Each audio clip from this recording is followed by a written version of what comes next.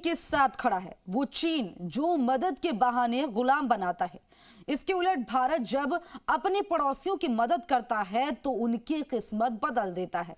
स्थिति ये है, जो श्रीलंका दूसरों की मदद मांगता था, अब वो दूसरों को मदद दे रहा है। वहीं मालदीव ने अपनी हालत ऐसी कर ली है कि वो भारत से मदद भी नहीं मांग पा रहा है। मालदीव ने इमरजेंसी मेडिकल सहायता के लिए श्रीलंका की तरफ मदद का हाथ बढ़ाया है। सोचिए, मालदीव अब उससे मदद मांग रहा है जिसकी कभी भारत ने मदद की थी।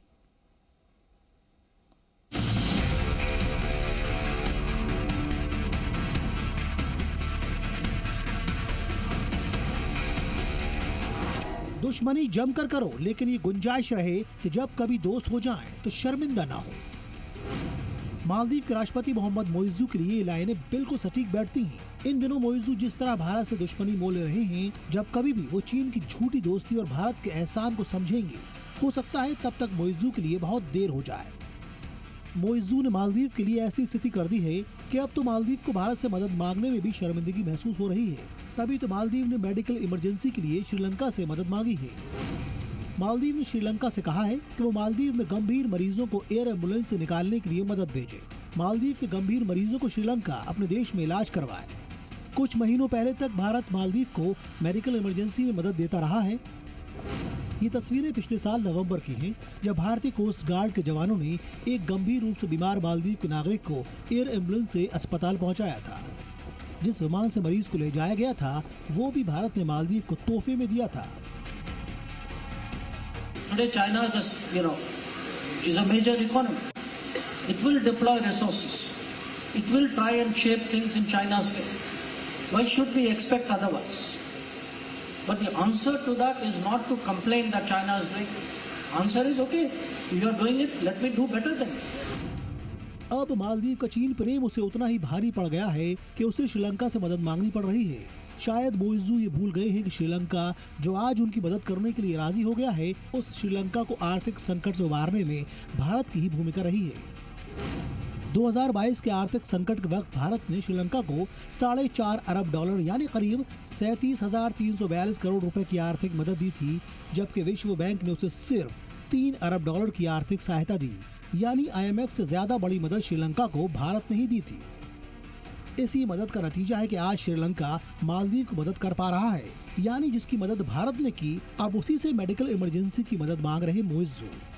When the world had turned its back on Sri Lanka, when they could not get, I have myself been in Colombo, and there was a petrol shortage. People were pushing their cars to the petrol bunk to get petrol and fuel up. And there were queues of kilometers doing this. The country was running out of food. It couldn't get essential commodities. Now, at a time when the rest of the world turned its back on Sri Lanka, the only country which came forward, and came forward not in a small way, we actually committed $4.5 billion to Sri Lanka. विदेश मंत्री S Jaishankar ने Mumbai IIM के छात्रों को संबोधित करते हुए पड़ोसी देश श्रीलंका को दी गई आर्थिक मदद के बारे में बताया, और उन्होंने छात्रों को सलाह दी कि अगली बार अगर विदेश दौरे पर जाएं तो श्रीलंका जरूर जाएं। जयशंकर के मुताबिक श्रीलंका के लोगों में भारत के प्रति सम्मान है, क्योंकि भारत ने बिना स्वार्थ के श्रीलंका को उस वक्त मदद दी जब दुनिया का कोई देश उसके साथ नहीं था।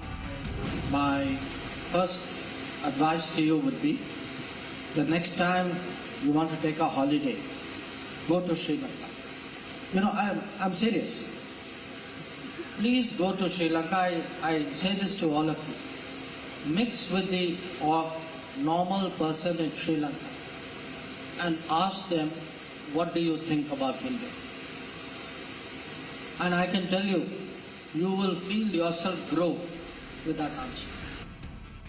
ऐसे में अगर आप श्रीलंका और मालदीव में से ऑप्शन चुनना चाह रहे हैं, तो श्रीलंका आपकी जेब और समय दोनों के लिए फायदेमंद होगा। दिल्ली से श्रीलंका की फ्लाइट का न्यूनतम किराया 10,000 के करीब है और समय लगता है 3.5 घंटे। वहीं दिल्ली से मालदीव जाने का किराया 12,000 रुपए से ज्यादा है, साथ ही समय लगता है 4.25 घंटे। प्रधानमंत्री नरेंद्र मोदी ने जब से भारतीयों से लक्षद्वीप घूमने की अपील की है, मालदीव जाने वाले भारतीयों की संख्या घट गई है। ये आंकड़ों में भी दिखने लगा है। आंकड़ों के मुताबिक मालदीव में इस साल 28 जनवरी तक 1.74 लाख पर्यटक आए। भारतीय जो कभी मालदीव घूमने में नंबर 1 पर रहते थे, वो आंकड़ा अब घटकर 5वें नंबर पर आ गया है। भारत से दुश्मनी के कारण ही चीन ने मालदीव को अपने जाल में फंसाया है, लेकिन भारत चीन की इन हरकतों से जरा भी नहीं घबराता। चीन की साजिशों को भारत अपने तरीके से जवाब देना अच्छी तरह जानता है। China is also a neighboring country and in many ways will, as part of competitive politics, influence these countries. I don't think we should be scared of China. I think we should say, okay, global politics is a competitive game. You do your best, I will do my best. Mohammad Muizzu ने चीन का हाथ थामकर खुद अपने लिए मुश्किल राहें चुन ली हैं। अभी तो उन्हें अपनी संसद में महाभियोग का भी सामना करना पड़ सकता है। मालदीव में चीन के बढ़ते दखल से उनके सहयोगी भी उन्हें अकेला छोड़ सकते हैं। ब्यूरो रिपोर्ट, जी मीडिया।